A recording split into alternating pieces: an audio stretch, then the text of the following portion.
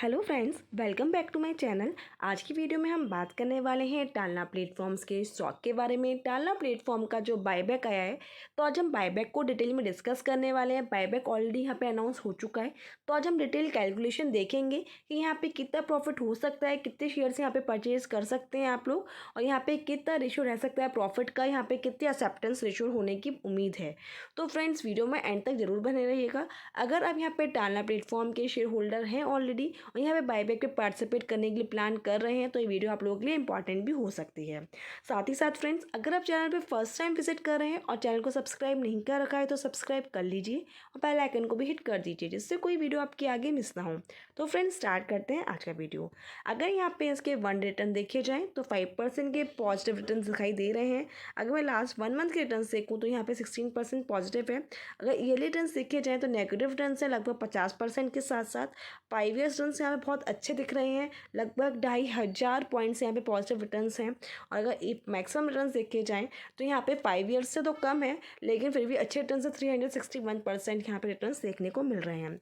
तो यहाँ पे सबसे पहले हम शॉर्ट में बात कर लेते हैं कि बेसिकली कंपनी का काम क्या है। अगर देखा जाए तो टालना प्लेटफॉर्म ने एक अपनी जर्नी स्टार्ट की थी, और जब स्टार्ट की थी तो एक बहुत छोटे स्मॉल मोबाइल ग्रुप से की थी, जो बेसिकली मोबाइल सर्विसेज प्रोवाइड करती थी। ये मोबाइल सर्विस में एक्सपर्ट थी और ये जर्नी उसकी हैदराबाद से स्टार्ट हुई थी। इनका जो मेन मोटिव था जब स्टार्ट की थी कि ये प्रोवाइड करना चाहते थे पूरी दुनिया में एक अच्छी मैसेजिंग सर्विसेज प्रोवाइड करना चाहते थे। ये इनका एक ऑब्जेक्टिव था जब ये स्टार्ट हुई थी कंपनी। 2000 से अब तक कंपनी की जर्नी काफ़ी लॉन्ग रही है, काफ़ी अच्छी जर्नी रही है। कंपनी ने काफ़ी कुछ अचीव भी करा है। देखा जाए तो एक ग्लोबल लीडरशिप है आज के डेट में, इनकी एक ग्लोबल लीडरशिप है इनके डोमेन में। साथ ही साथ ये कंपनी एक लार्जेस्ट क्लाउड कम्युनिकेशन प्रोवाइडर है पूरी दुनिया में। यहाँ पे मतलब वर्ल्ड क्लास यहाँ पे एक डोमेन प्रोवाइड कर रही है। बहुत ही अच्छी बात है, बहुत बड़ा अचीवमेंट है। टालना platform basically new methods innovate करती रहती है टाइम टू टाइम, और यहाँ पे कंटिन्यूसली एनहेंस कर रही है speed, less and simplicity of cloud solutions. तो यहाँ पे कंपनी का ये वर्क हमने डिस्कस कर लिया है। अब सीधा यहाँ पे हम बायबैक की बात करेंगे। तो फर्स्टली यहाँ पे चेकआउट कर लेते हैं बायबैक की ऑफर डील। देखा जाए तो बायबैक टाइप है, ये टेंडर ऑफर है। अगर आगे देखा जाए तो यहाँ पे बायबैक का ऑफर अमाउंट लगभग 170 करोड़ से। अगर यहाँ पे देखा जाए तो इसकी जो अप्रूव हुई थी, मतलब जिस दिन ये अप्रूव हुआ था, बोर्ड मीटिंग इसकी हुई थी 8 सितंबर को, ये अप्रूव हो गया था। अगर डेट ऑफ पब्लिक अनाउंसमेंट देखी जाए तो सेम डेट है, सितंबर 80 है यहाँ पे। अगर बायबैक नंबर ऑफ शेयर्स की बात की जाए तो टोटल बायबैक होने वाला है 14,16,666 शेयर्स का।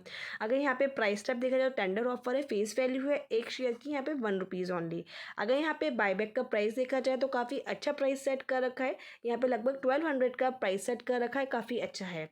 अगर यहाँ पे मैं आगे देखूँ तो यहाँ पे कंपनी के फाइनेंशियल पैरामीटर्स चेकआउट किए जाएँ तो कंपनी की सेल्स है जो लगातार यहाँ पे मार्च 2016 से यहाँ पे लगातार कंटिन्यूसली एक इंक्रीज़ होती हुई दिखाई दे रही है यहाँ पे, और यहाँ पे 3206 पहुँच चुकी है मार्च 2022 में, जो कि मतलब यहाँ पे 8 टाइम्स हो चुकी है लगभग।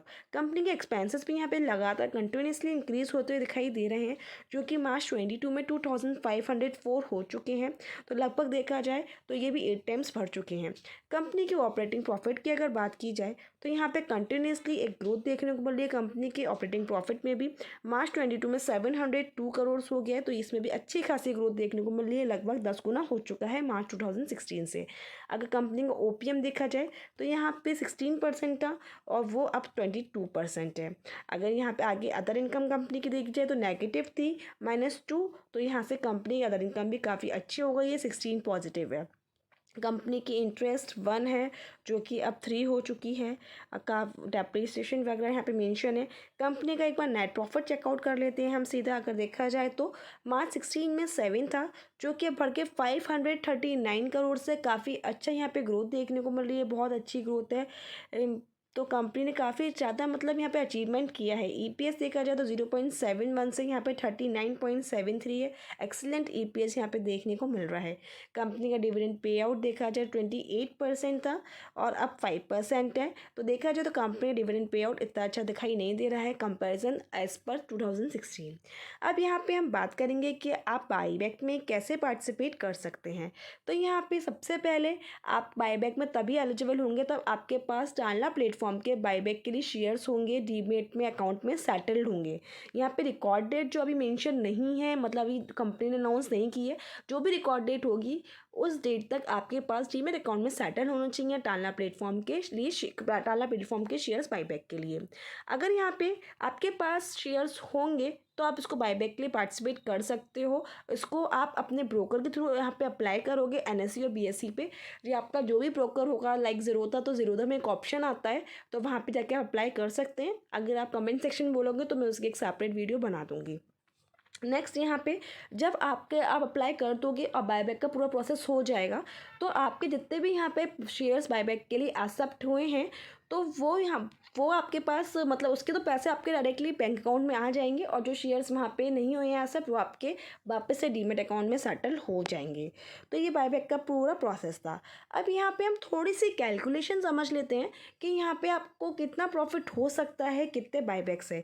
तो यहाँ पे जो CMP हमने एज्यूम किए वो 836 रुपीज़ है।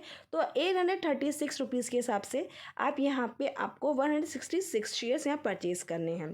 166 का फिगर इसलिए निकाला गया है कि जो मैक्सिमम जो मतलब बायबैक के लिए आपको अमाउंट अप्लाई कर सकते हैं वो 2 लाख रुपीज़ है। अगर यहाँ पे शेयर का जो भाव है जो कि 36 CMP माना गया है, अगर वो 1200 तक पहुंच जाता है, तो 1200 के हिसाब से अगर 2 लाख का आप डिवीज़न करेंगे तो यहाँ पे लगभग 166 शेयर्स खरीदने के लिए आप एलिजिबल होंगे बायबैक के लिए। यहाँ पे 166 शेयर्स यहाँ पे बोला गया है बायबैक के लिए परचेज करने के लिए, यहाँ जूम किया गया है। तो ये एक्सेप्टेंस रेशो यहाँ पे क्या क्या हो सकती हैं देखा जाए तो 33% हो सकता है। अगर आपके जितने भी आपने शेयर परचेज करें उसमें 33% अगर एक्सेप्ट हो जाते हैं। नेक्स्ट यहाँ पे हो सकता है 50% आपके एक्सेप्ट हो जाएं।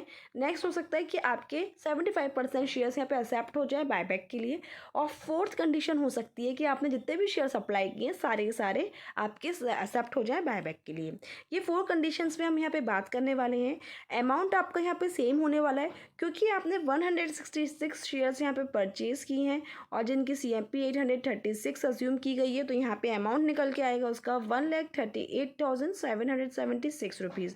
तो यहाँ पे अमाउंट इन्वेस्टेड सेम होने वाला है हर केस में।